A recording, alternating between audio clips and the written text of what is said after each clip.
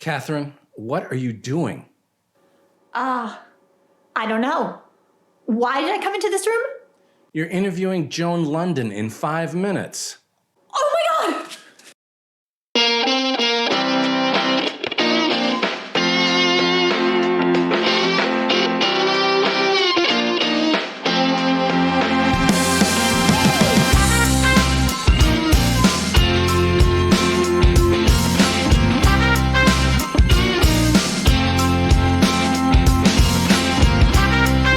Your host, Catherine Grace O'Connell. Welcome to Mastering Modern Midlife. I am so delighted to open this season with a woman that many of you may know. Joan Lunden is an award-winning journalist, a best-selling author, a motivational speaker, obviously the morning host of Good Morning America for almost 20 years. So Joan, and now you are here as a best-selling author in a book that we're going to get into today that is so wonderful. So welcome to the show. Delighted to have you. Oh, it's a delight to be here. Thanks. You continue doing incredible things. So you are here today to talk about this book, Why Did I Come Into This Room? And, you know, as I was sharing with you before, probably many of you out in our audience know Joan from almost 20 years or 20 years as the morning host of Good Morning America. And you were there in our living rooms and our kitchens, you know, really growing up with me. And like I said, so many of these women. So delighted to have you with us today. And especially because this book is so dear to my heart, you know, talking about aging, ageism, you know, everything that goes with it. And you know, you have an amazing, what do you say? Like it's sort of your catch line, decline to decline, which, you know, is so important because in your book, throughout your book, it's very mind, body, spirit. And you talk over and over in there about a choice. Like we have a choice really in how we age. So let's start there. I think a lot of people take it as though it's just something that happens to you. And that and you know, one other thing is that certainly I just turned 70, which I can hardly even put my brain around because I don't feel like 70. And I guess I imagined 70 would be like old. But anyone certainly over 50 or 60 grew up in a house where they heard over and over, help Uncle Charlie out of the chair. He's retired now, you know, and slow down, everyone. Aunt Harriet's getting older. She can't keep up. So we have this expectation to decline. It's almost like hundreds or thousands of hours of audio running in the back of our heads. And we can't listen to that because it's not the case today. And that expectation is incredibly dangerous because it really can become like a self-proclaimed fulfilling prophecy. Self-fulfilling prophecy. And, you know, I found that, you know, I'm part of the boomers, you know, baby boomers. Me too. Here we go. I'm at the one end, you're at the other end. Yep, 46 to 64 if you were born in between those years. Well, there are like 71 million of us or more. A lot of us. Every 8 seconds, a boomer in this country turns 65. So it's just, I think this generation, the boomer generation, has really changed life and changed the world and changed the way we live. So aging just isn't the same as it used to be. I think about my mom. She's not with us anymore, but I think about her. She was born in, I think, 1939. Would that have been it? No, 1919. And so when she was a young woman, like the late 30s, life expectancy in America was 59. Like, hello, I wouldn't be around anymore. I mean, it's hard to believe that, right. You know, and then it just kept expanding by, I think the 60s, it was up to like 70. And today it's about 83, I think, the average. It's in the 80s, exactly. For women and 75 or 76 for men. Which is why I'm married to a younger guy. Yeah. 10 years age difference, right? That's pretty cool. Statistics prove that we are like right on a par here. And I always laugh because when I was 29, I got married. and I married an older guy. I married a guy who was 39. And we had 3 fantastic kids. They're wonderful young women now.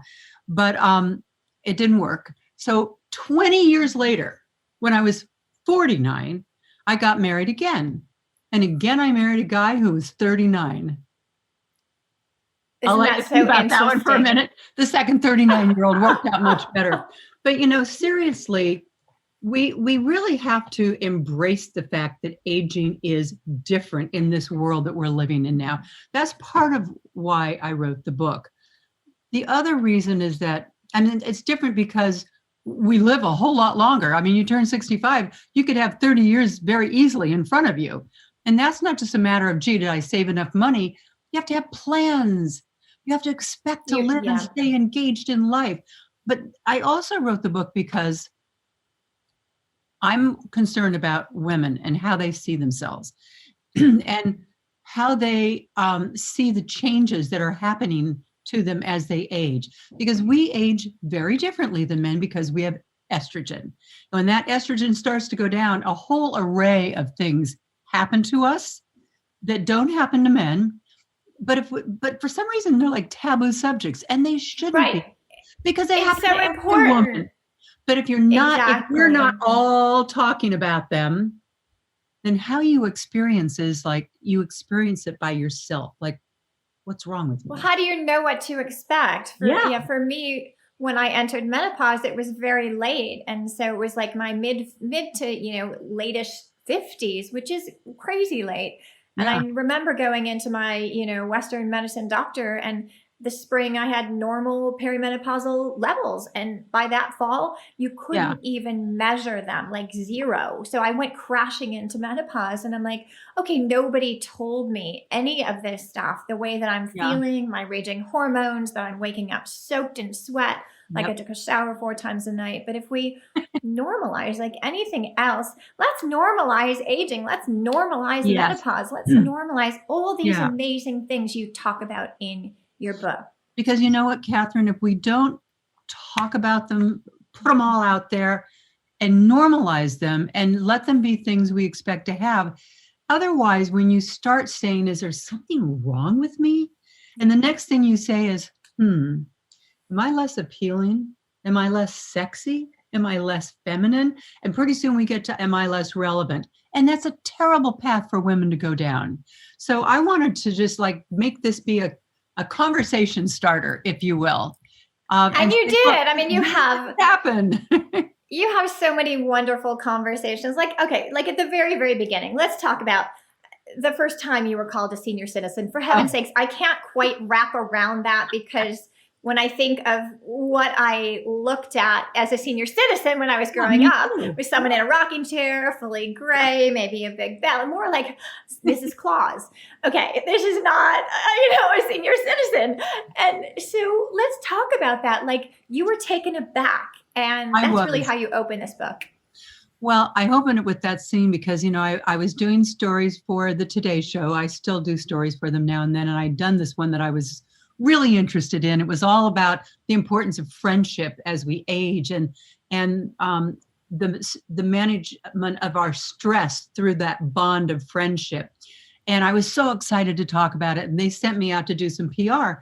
So this was a phone interview with somebody at the Hollywood Reporter. And I'd done a lot of interviews with them, but this guy got on the phone, and the very first question he asked me was, gee, Miss Lunden, what's it going to be like going back to morning television as a senior citizen? I swear, it took, seriously, it took me like probably 20, 30 seconds of silence just to like recalculate myself. And, I realized afterwards, I mean, look, theoretically, okay, I am one, fine, but I don't feel like one. I don't think I look like one. And I thought about it afterwards and thought, that young guy Googled me and saw my age and immediately conjured up what? A has-been, shouldn't, too old to be on television, just all these different things that he imagined in his mind. That's ageism.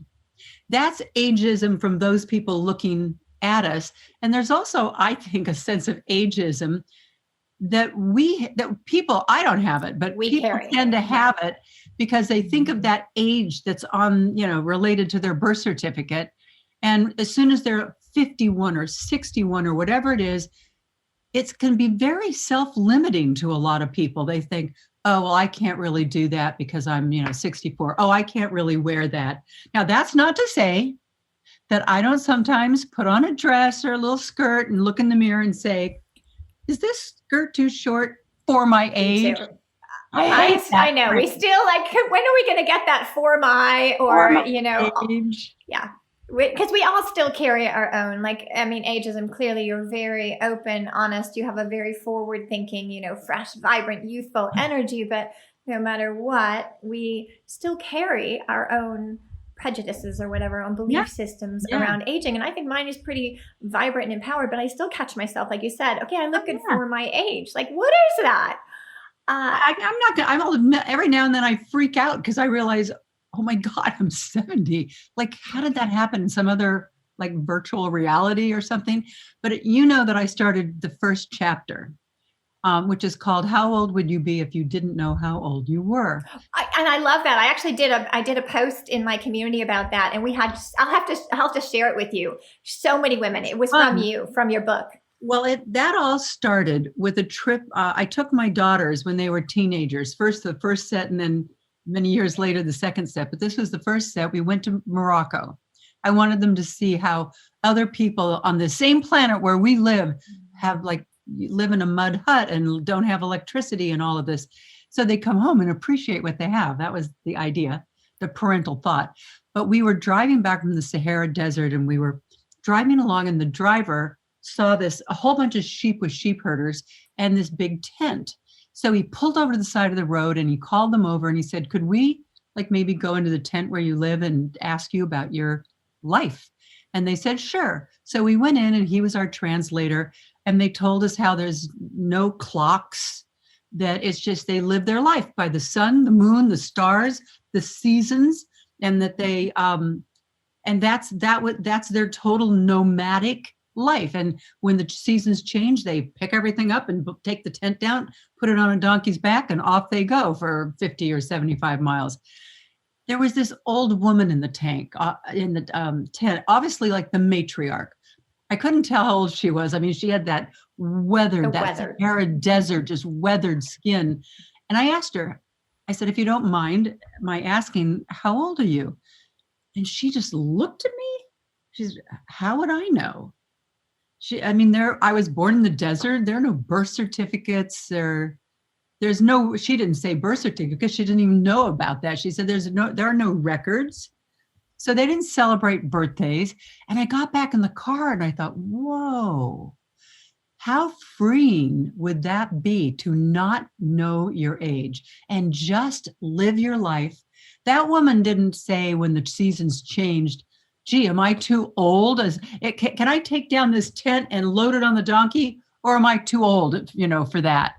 She would never. You have pictures. You have wonderful pictures in your book. And we're hoping that my photog behind the scenes here can add some of these wonderful pictures in afterwards, because you have a picture of her. And yes, I think you made 2 trips. Didn't you make 2 trips? Yes. You went earlier and then you went back again. And I went in what would have been, I guess, the 90s with my teenage daughters then. Mm-hmm. And then I went again 2 years ago with my teenage daughters now.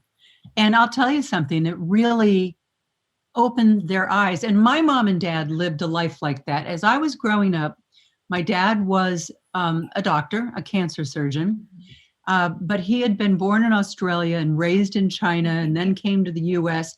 And he had this sensibility that he was sending me out into the world to learn about my world, learn about the needs in the world, and then how could I make a difference? That was the mission that he set forth for me. And my mom was like living with, the Dalai Lama, like Miss Positivity. She was like the definition of the glass half full. And that's what she instilled in me. So she was my kind of spiritual guru of always expecting the best in life and always expecting more of myself. And so they were really truly my mentors growing up. And they they sent me out. I skipped 2 grades and I graduated from high school when I was 16. So when I you did go not know to that. college, when you go into college as a 16-year-old in the 60s, if we all want to remember, burn your bra and like free love. I was born in 61. drugs. I remember I was a little young in 61, but I remember But my totally. mom I had applied to Stanford and UCLA and Berkeley, and my mom's like, no way am I sending this 16-year-old off to one of those campuses. Little wild. So she heard about something called World Campus Afloat. They call it today's semester at sea. Yes. And she on her own, without telling me, took my essays and filled out an application for semester at sea and got my grades all sent there, and I was accepted. And she sat me down and said, this is what you're doing as a freshman in college. You're going to go on this ship and you're going to go around the world and you are going to expand your horizons. Those were always her words. And I got to tell you something. I mean, I was in a much more protective environment. You know, you're on a ship. There were maybe 350 students and 150 staff and faculty and all that. And then like maybe, I don't remember, 700 crew members. I mean, it was an ocean liner. But it was my introduction to the world. And it did change my view of life and the world and the needs out there in the world. I came back, I couldn't imagine going back to school in America. Besides that, I was so young and the drinking age was still older.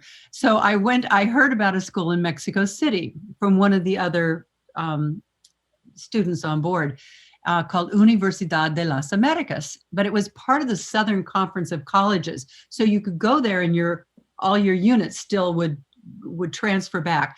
So I went directly to Mexico. I thought for 3 months, and I stayed 3 years. And that very unusual college experience. Yeah. Eclectic opened you up. It was, but I swear it got me my first job in television, because when I went in and said, I've lived in Mexico, I speak Spanish, I've been around the world, we had to change our itinerary midstream because back then the 8-day war went on. And if anybody knows about that, they closed off the Suez Canal for 8 days. So we couldn't go into the Mediterranean like we were supposed to. And it meant instead that we went to Morocco and Dakar, Senegal, and Cape Town, South Africa, and Mombasa and Kenya and Uganda, and all these places that, I mean, you can go to the Mediterranean, like most people can get there, but who's going to go to all these like far away exotic places? So it was actually it was a hit. Some people didn't like it, but to me, it was a great change. And when you go into a news director and you tell them all these countries you've been to, and I know that it got me my first job in television. That is so incredible. I mean, I would imagine many of us are going, oh, I wish I had that college experience, because what you learn in a classroom is one thing, even if it's college. And I went to Vanderbilt. It was a wonderful, wonderful college. But to have an experience out in the world like that, like you said, eclectic and meeting people from all different cultures and the world and speaking different languages, how powerful is that? And I'd encourage any parent to encourage their children. Obviously, right now we can't do this, but when the world gets back to normal, to encourage them to take a junior year abroad. I encouraged my older daughters. My Lindsay spent the year in Rome, and one of my other daughters, Sarah, she spent her year abroad in Australia. It's not exactly soaking up a completely different atmosphere, but still, it meant that she bungee jumped. Right. And so did you. And so did you. Bungee jumping, I remember that. And I think one of the funniest stories of you bungee jumping from your book was your biggest fear wasn't actually the jumping, was it? Do you remember how you you know what they do?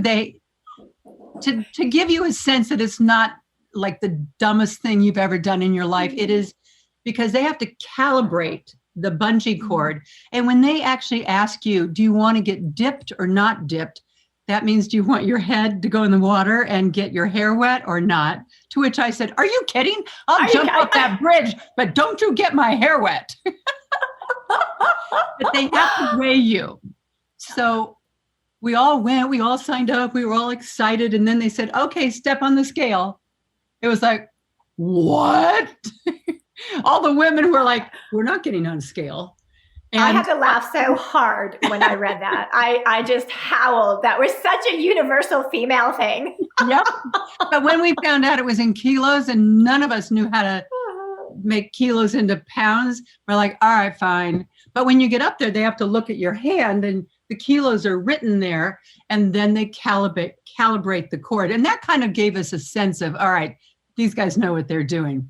But I got to tell you, you had to climb through the metal framework to get out on the edge of this old metal bridge. And out there is just this little tiny piece of wood, this little itty bitty stand, and you stand on it and they've wrapped your ankles in, it looks like a hotel, cloth, like a bath towel from a hotel. And then they put the cord around that. And at that point, you just have to make your way out to the edge of this little board. And it's not that big. And like, you're like scooting yourself. And at one point I said to the guy, the guy's behind you and he's an Australian, I can't do an Australian accent, but it's really cool. And I was holding on to him and I said, can't you just push me? He said, nope, that's against the rules. It has to be initiated by you. He said, but and makes sense. It makes sense. And you did it. And from what I remember, you did it. And I think you did it when you were actually working. But they weren't supposed all part to know. Of Good Morning America working day. Yeah. But I was holding on to him and he said, I can't push you, but if you keep holding me like that, I'll take you to dinner tonight. And you did it. And you did I did it. And you did it. I did a swan dive. Like, I don't know what makes you do those things, but I did a swan dive. And I was mic'd, so I kept my mouth, I kept my lips just zipped because I was afraid of what I might say. Hard to believe. I have to say I have not done that yet, but you've done so many things and, just like blown through barriers and now aging barriers. And I want to come back. We're going to take a quick break, but I want to come back and pick up your mom. Pick up for that point. We're going to start with Glitzy Gladys. Is that right? Glitzy Gladys. Yep. Glitzy Gladys. Okay, so we'll be right back. Well, I definitely want to dive into, I think I don't want to put words in your mouth, but I'm assuming that your beautiful mother was an enormous inspiration and role model in your life and in your mission. Like I said, in this book, woven through it really is a very positive message about getting older and that a lot of it is a choice. It's up here, in our minds. So let's talk about Glitzy Gladys, as you say. And, I were just talking on the break about she did not have an easy life. A lot of people think positivity means, to me, that's the most positive people in the world when you've had immense challenges and you choose, to see the glasses half full, half full, half full. She raised me as a glass half full girl for sure. And, it's interesting because, our parents are so powerful on the impact they leave on us and what kind of individuals we are as we grow older. And I watched my mom. My dad was a cancer surgeon, but he used to travel around. Back then in, late 50s, early 60s, there was no chemo. There was no radiation. It was just surgery. And so, and there weren't specialists. It wasn't the age of specialists yet. So my dad used to fly. He was an avid private pilot and we had a plane. And he used to fly all over to help other doctors in other cities with complicated surgeries and to speak at big medical conventions. And he was flying back from Southern California, flying out of LA back up to where I was born and raised in Sacramento in Northern California. And he crashed in Malibu Canyon. And he was 51. My mom was only 41. And when you get to be older, you realize at the time you think, oh, they're grown up, they're old. Well, 41 is really young. And I watched her and I learned so much from her ability to retain resilience in the face of great adversity. She didn't know she was teaching me that lesson, but she was. I love what I threw a big 75th birthday party for her. She passed away a few years ago when she was just shy of 95. I threw a birthday party for her when she was 75, and one of the speakers that I had talking about her, who had known her forever, a doctor, a friend of my parents, he said, Gladys is like a shooting star. Her love of life, is so effusive, and her positivity is so effusive that after she's left a room, there's still like that shooting star left in her place, even when she's gone. And I thought, wow, what an explanation of a person. Like, that is a legacy in and of itself, in my book. That's a legacy. That is a legacy. And talk about, bookends here. So we talk about you opening with the senior citizen. Really, the end of your book is about legacy. Actually, as long as you brought that up, I have to say I think I said to Nicole, at the end of your book, you say it's never too late to be the person you want to be. And you go on, you say as for your tombstone, I'd be happy if it said she was classy, sassy, and a bit badassy, and I would have to big time second that. But Absolutely. Legacy is so important. Maya Angelou had a conversation with Oprah, and we'll get into Oprah because you've been on Oprah, which I love. Many times. That it was about talking to Oprah about her legacy, and she said, you never know what your legacy is, because your legacy really isn't there until you're gone. Like you said, that shooting star that's still all over here that your mom left behind. You can work on your legacy. Yeah. Well, legacy is about becoming, right? So let's talk about that legacy. Let's talk about becoming. And, you talk about being the best version of you, right? So are you the best version of you? Are you continuing, or in your legacy in 10 years from now, what will that Joan be? And what was that Joan, when you left Good Morning America? Well, when I first went to Good Morning America, I was only 27 years old, which is hard to imagine. And I was a 27-year-old with big dreams, big hopes, aspirations, ambition, and not that much self-confidence. I'm going to tell you right now, I had a lot of self-doubts.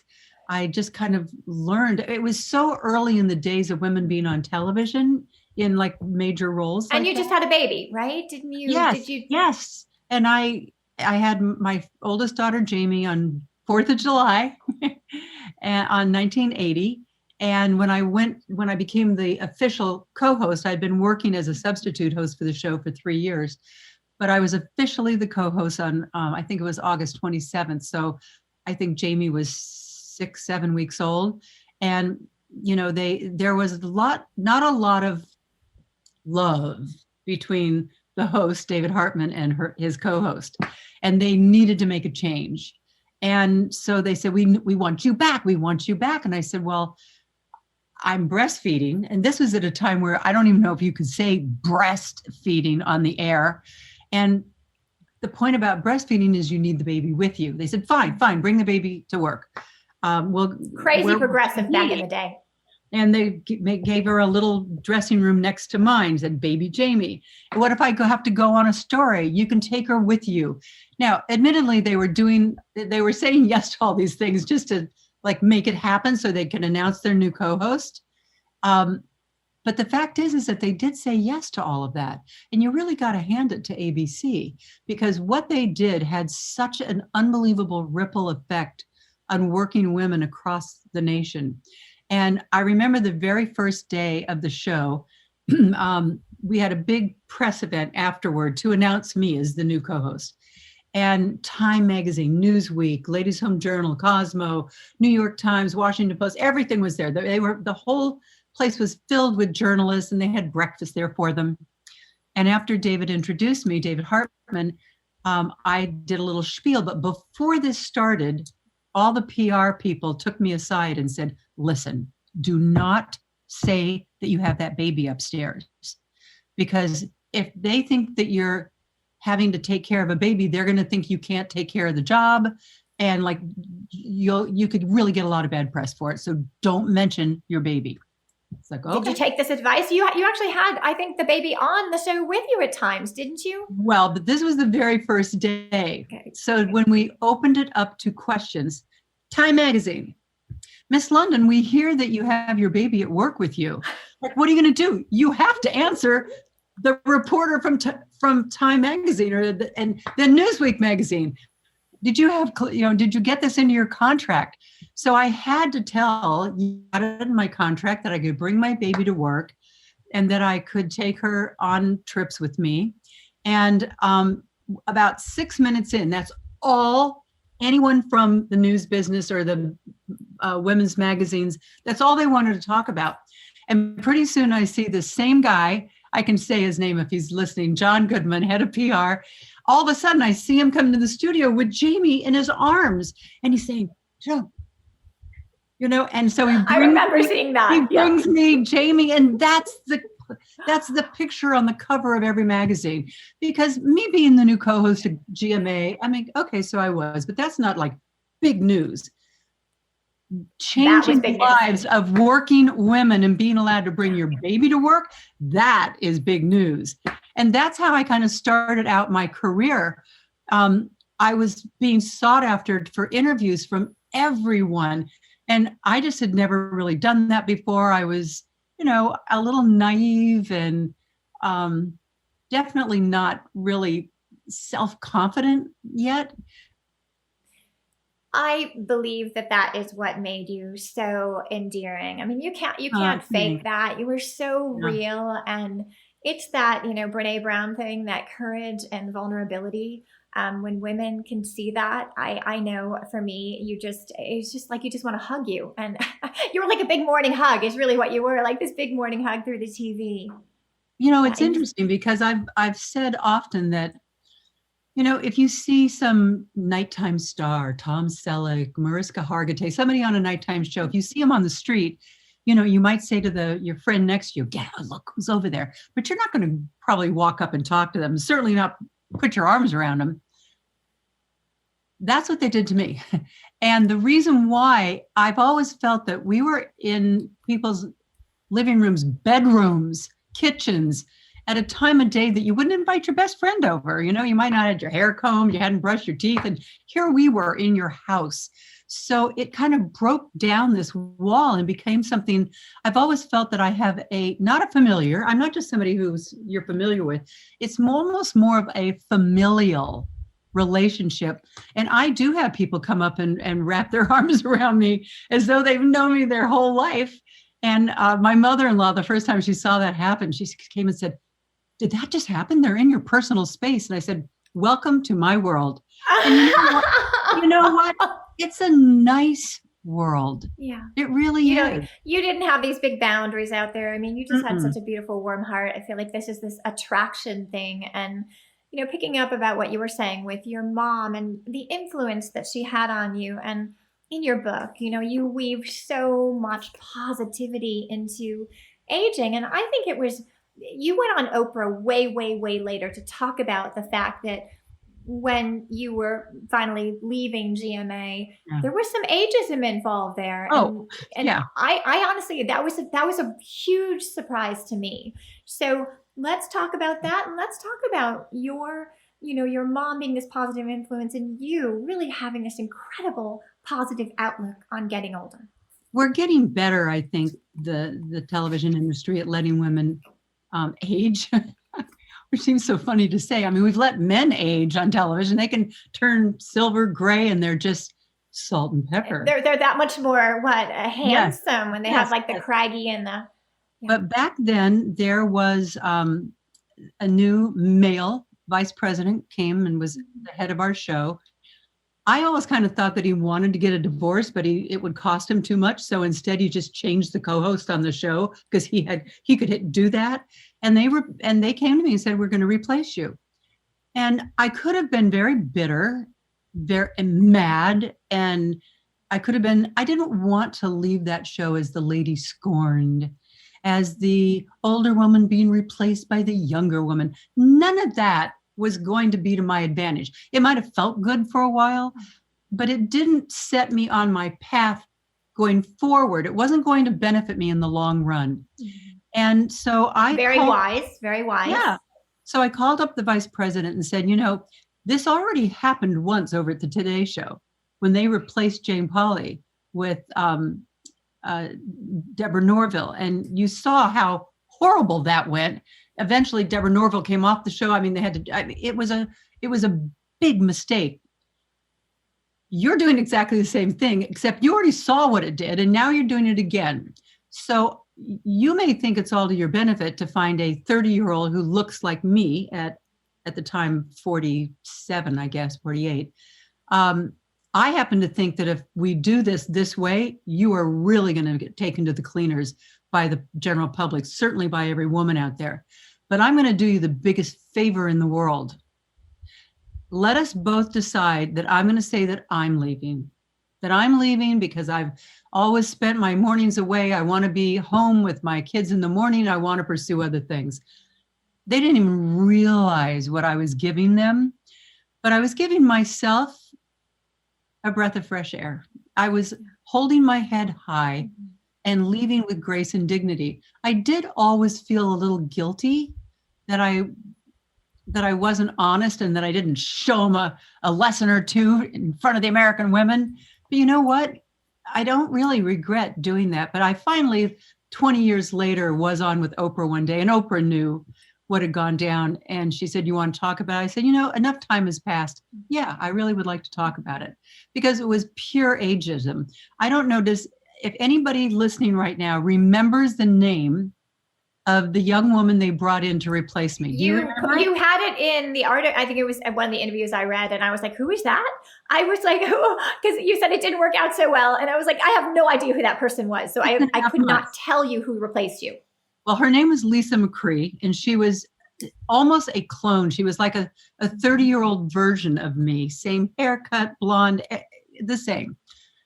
And without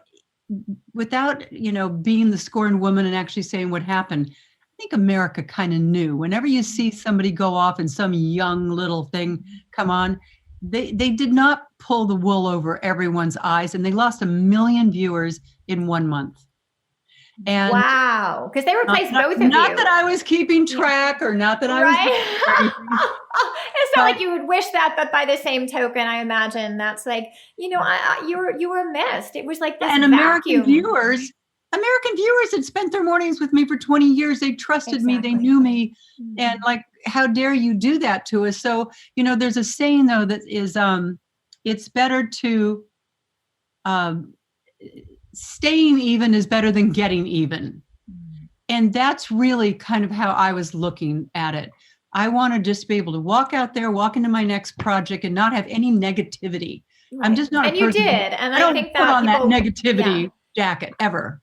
I was so surprised to read that I, when I think back now, when you're saying you walked into that set as a host with a 10-day-old baby or whatever, very, very, very teeny baby, 27, and you left when you were 47? Around, right around then. So that's about 20 years. So you're saying when you started there, you were, maybe lacking self-confidence, a little naive, very young. So who were you when you left at 47, and what was before and after? How did you grow? And then from there to now?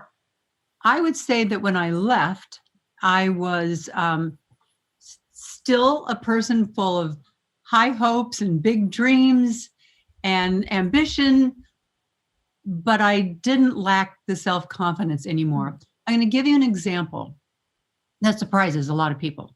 When I was at Good Morning America, I hated ever going out and doing a public speech. Now, it's the number one, according to all surveys, what you do now. Public speaking is the number one fear. I had a real fear of public speaking, and people used to say to me, "How can that be? Like 28 million people see you every week." I said, "Yeah, but I don't see any of them."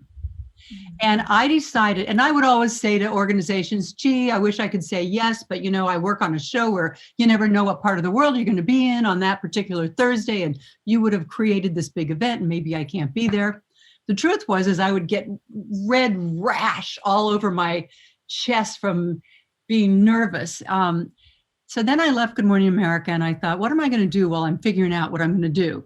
So I went on tour with Tony Robbins, and Tony Robbins, big motivational speaker, and he used to do these unbelievable road trips where he'd go into like where the basketball team would play in that city, and he'd have 26,000 people there. So I signed up to go on tour with him for 2 years. We did about 24 to 30 speeches a year. And in the beginning, it was almost like surreal. I don't even know if I could tell you. I remember the first few times walking out onto stage, and I was like married to that podium with somebody running the teleprompter, and I was saying every word on the prompter. I was scared to death. But it was kind of like, what do they say, baptism by fire, or like diving into the deep end. The deep end. You went in the deep end. Absolutely. And little by little by little, and Tony was such a mentor. And I used to see him beforehand, and he would like jump up and down and all this stuff. And I'd say, all this energy. What are you doing? He'd say, I'm getting my energy all the way out to my hands and everything else. And he started motivating me and inspiring me to have more self-confidence. And by the time I ended with him, I was just going out and deciding and talking about whatever I decided to talk about that day, and not what was just on a prompter. And I dare say that today, before the pandemic started, I did about 30, 40 speeches a year. And it's really become maybe the favorite part of my career these days. And I don't get nervous. I love going in front of an audience and, sharing with them, educating them, inspiring them, chit-chatting with them. So I'm a walking example that a person can turn a complete fear into a complete passion. I totally agree. And it's so funny. Yeah. And we've got to wrap up here pretty soon, but that we like have this parallel experience. When I was in high school, my teachers started calling on me because I blushed so badly. I had such and it became like a game for them, and it shut me down. I had no voice, and my number one fear was public speaking. And then I started down this path, and now I am a motivational speaker like you. I go up on a podium, and first time I did that, my legs were behind the podium shaking. I could hear the clanking. And now I don't think about anything. I have no prepared notes. It just comes through, and it's just like you said, it's a big part of your book, because that's any fear, no matter what fear you have, just go out there and do it, right? The fears are in here. We tell ourselves so many crazy stories, be it about aging, about things in life. But if we go out there and we do it, your mom was a big, This has become even more important now that we're all living longer, because we all have to embrace this new way of life, and the fact that you're going to come to a pivot point. Could be in your 50s, 60s, whatever, but we somehow innately come to this time in our lives where we stand back, we kind of assess what we've done, we give ourselves permission to pat ourselves on the back for all the stuff we've been able to navigate and get through. But it's also our way of saying, what do we want to do with the rest of our life? Because we need to make plans now for the next 20, 30 years. That's your mom. Make plans. It's so important. And it's also this unique chance to say, have I become the person I really wanted to be? And that's why in the end of my book, I take everybody through writing their own eulogy and saying, you do. And it's not a morbid thing. It's not a morbid thing at all. But what do you want them to be saying about you in that eulogy? Because whatever that is, now's your chance from now until the day you die to become that person. And this is an unbelievably eye-opening task. Of course, my last chapter, I think, is I want to be cremated. It's my last chance for a smoking hot body. I love it.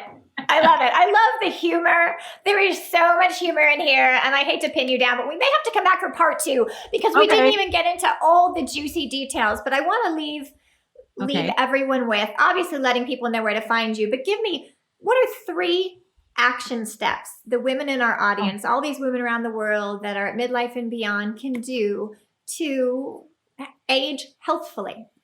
Okay. I do mind, body, soul in my book. So for the mind, make sure that you learn new things. You keep challenging your brain, hopefully a new language, a new instrument, something you didn't know how to do before, or get cardiovascular exercise. That really creates new neurons and slows down cognitive decline.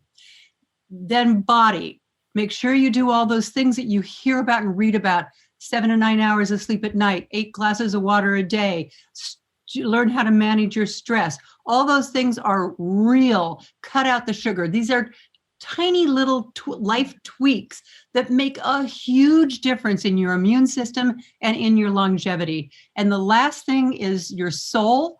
And in your soul, I would say, embrace life, have that joie de vivre, that love of life, expect good things to happen. When you get up in the morning, plant those feet and say, this is going to be an awesome day. Expect it to be that, because our thoughts become our reality. Be a glitzy gladdy. Be a glitzy I eat glitzy gladdy.